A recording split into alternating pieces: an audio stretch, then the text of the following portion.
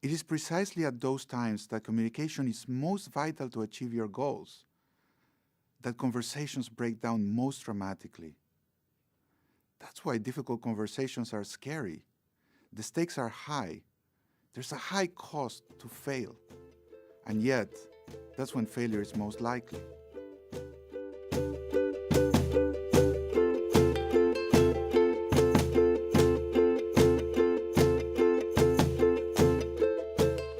Have you ever had a bad conversation? Yes. Yes. Yes. Yes. Are you afraid you might have a bad conversation tomorrow or this week? Okay. We all have bad conversations, and we're all worried that these bad conversations will continue.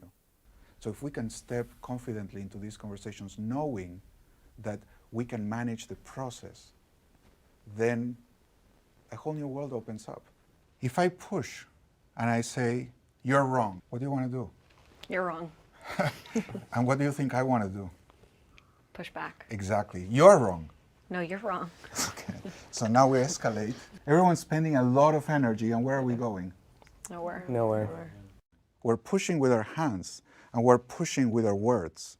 And each one of us trying to push the other person out by saying, I am right, and you're wrong. And if you follow the rule, when someone pushes, push back, you're always going to end up stuck. So we need to change this. But now when you push, I'm not going to push back. And when you say you're wrong, You're wrong. I'm going to yield and say, well, show me, what do you see that I don't? You know, I'm from Argentina, so what does this look like?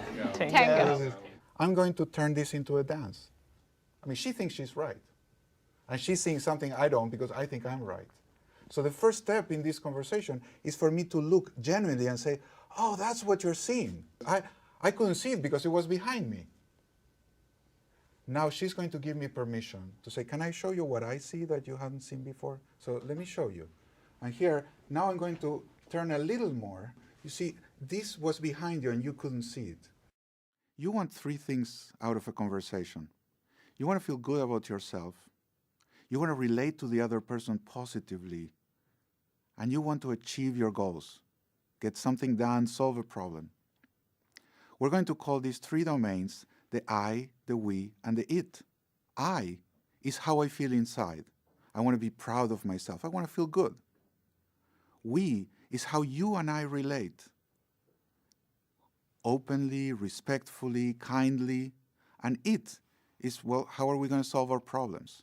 How are we going to get the results that we seek? I would like you to be less sure of yourself when you walk in, saying, well, I see part of the world, but I don't know what they're seeing. And from their perspective, what they see is right. And unless I recognize that they see something that makes sense to them, we can't communicate. If we're not in contact, and the only contact is a clash, we'll never get to the topic. But normally, I jump to content, and I imagine you do the same. We just want to deal with the problem, and we forget that how the person feels and how we relate is primary. Contact, context, and content. Don't jump into content before you make contact with the other person. There's a saying, I don't care how much you know until I know how much you care. You have to show the other person you care before they will listen to what you know. When you do this well, it just seems so natural, so easy, so common sense, that the other person will say, well, we just had a great conversation. It was really sweet, it was nice, we solved the problem, and they will never know you're using anything. It's just being you, but better. There are things you can control and things you cannot control. You cannot control the outcome, but you can control the process. So let's look at what tools you can use to make sure you do your best in the I, the we, and the it. For our engineering team as we grow. The first tool is listening. Listening well, it's hard. It requires listening to the other person fully, which starts with not interrupting them. You have to pay attention and be quiet. This is especially hard when he is saying something that really irritates you. Your natural reaction will be to stop him. Well, that's the moment of truth. That's the moment when you stop yourself. You stay quiet and you pay attention because you're really trying to understand where he is coming from. What would you like to have happen? So I would love for her to actually The feel second more tool confident in the is inquiry, asking questions. What do you think? Why do you think what you think? And what would you like given that you think that?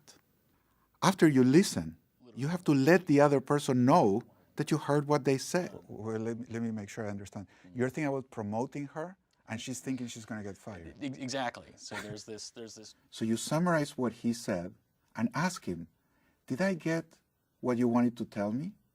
and I've tried to reassure her. It may verbally be and- that and by summarizing what he said, he realizes now he didn't say something important to him, so he'll add it.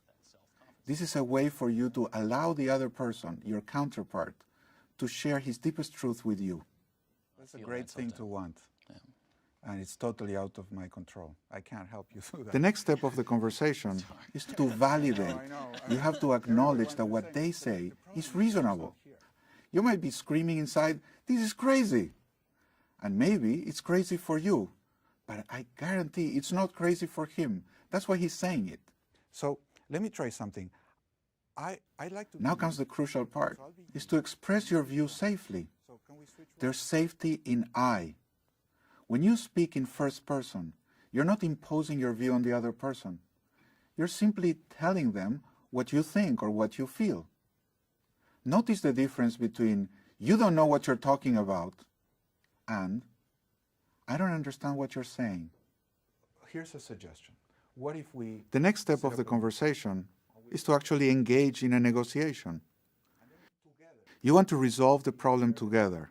See, most people think of negotiation, how do I get what I want? I want to lower the price, I'll push you and you'll sell it to me for less, or I'm going to sell it to you for more. But this is really a negotiation. We're negotiating, how can we make this safe for both of us? Right. The last step of a constructive conversation is to formalize the agreement into a series of commitments. It's very different to agree than to promise. Another typical thing that happens in conversation is we're so happy we agreed. Then we say, great. Now we walk away. We agreed, but nobody knows what's going to happen next. So the last step of every conversation is always, what are we going to do next? Let's make a commitment. And there's no commitment without time. So I said, by when? Can you prepare? Will we do this? Tomorrow, we'll meet in my office, we'll make this plan. So it's very clear, but it's not just a next step. It's a next step that we agreed and we both commit to. At the end of the conversation, you can do a process check to evaluate how did it go, and is there anything you can learn to make it better next time. The three areas to check are the I, the we, and the it. Do you feel good? Does your counterpart feel good? Have you related positively? Have you gotten what you want? Has she gotten what she wants? So what conversation are you afraid to have? And what can you do about it? Let me make a suggestion. First, connect with yourself. Ask yourself, what do I really want? What do I want to express? What do I want to ask? How do I want to relate to this other person? Then practice it, so you can stay connected to yourself when the conversation heats up. And then step into it.